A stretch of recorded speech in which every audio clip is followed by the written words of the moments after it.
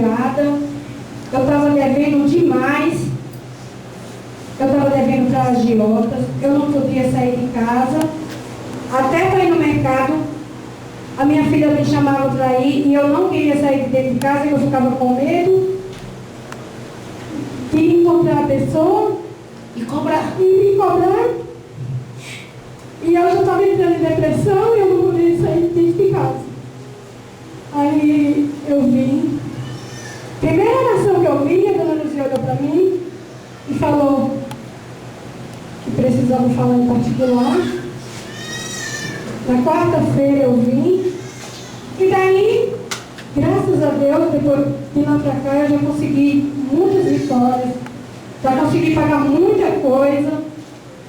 E Isso aí no fundo do poço, que estava. fundo do poço, muito, muito fundo do poço. E graças a Deus hoje eu estou andando de cabeça erguida. Até hoje não faltei uma segunda-feira. E espero não faltar. Essa é aquela filha que eu falo, que enraiza no meu coração. E eu conversei com ela falou para mim também da minha casa, que tinha inquilino, que era macumbeira. Em cima da cabeça dela, olha. Ela foi na minha casa, falou que tinha muita destruição lá. E ela falou, fique em paz, que eu vou orar por vocês. E Ela vai sair. aconteceu comigo a mesma coisa que ela fala aqui.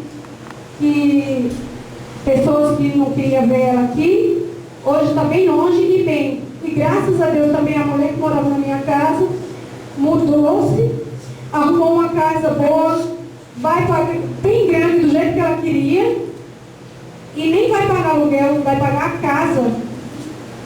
Ela conseguiu uma vitória também para ela.